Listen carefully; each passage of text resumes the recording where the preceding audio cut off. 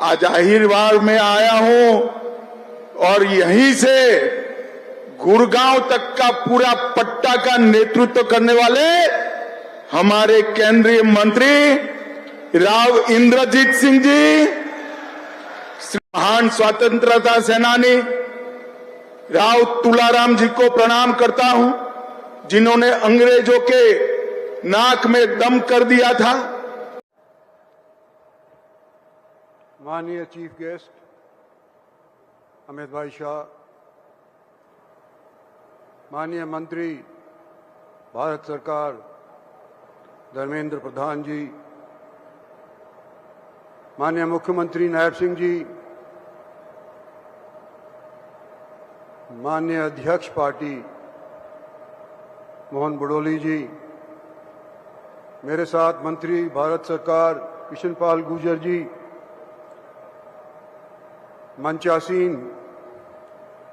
सभी वरिष्ठ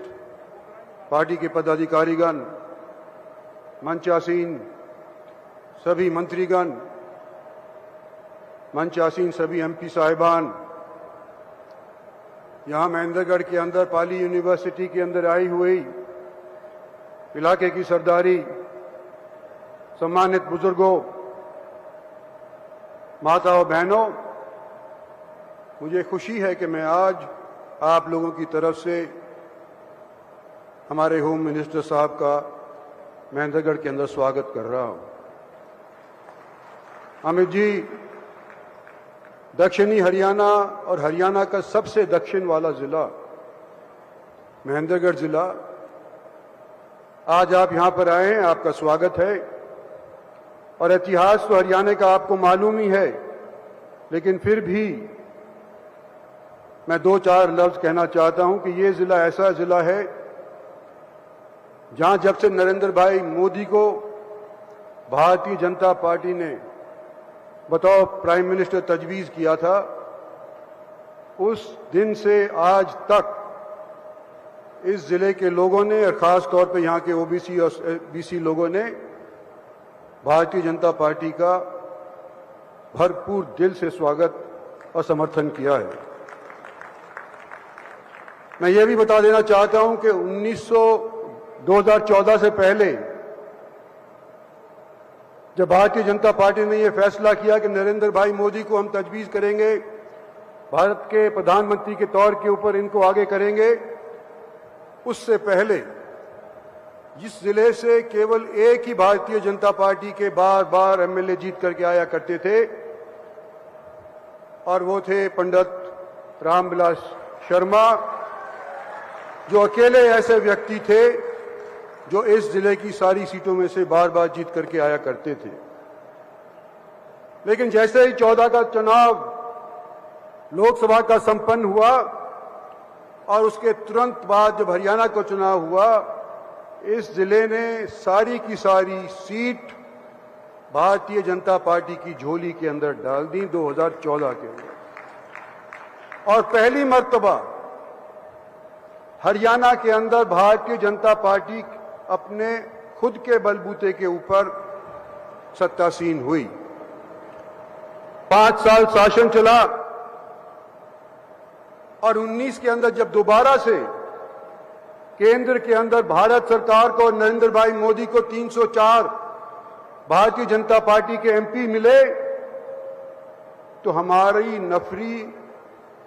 47 से घट करके 40 पर रह गई। लेकिन फिर भी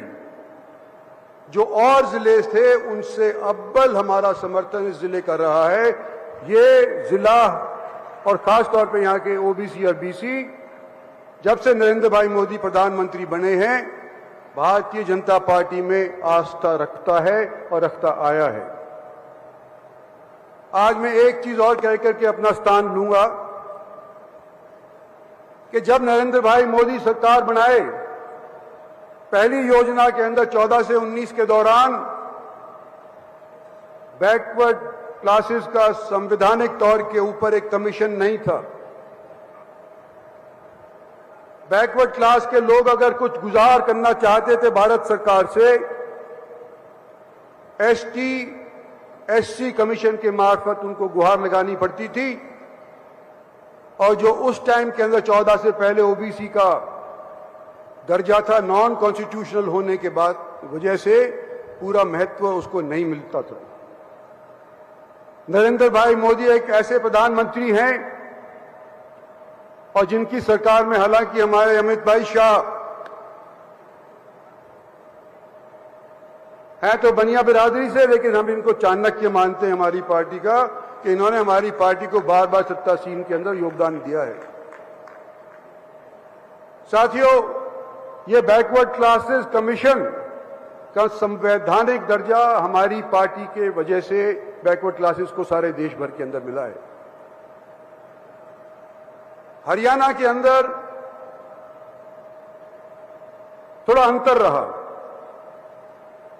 भारत सरकार की तरफ से 8 लाख रुपए की जिसकी आमदन थी उसको बैकवर्ड क्लास के रिजर्वेशन के तहत कंसीडर किया जाता था। ये कानून पहली योजना के अंदर 14 से लेकर के 19 वाली योजना के अंदर भारत सरकार ने पास कर दिया था। लेकिन हरियाणा के अंदर विडंबना ये रही कि हालांकि देश के अंदर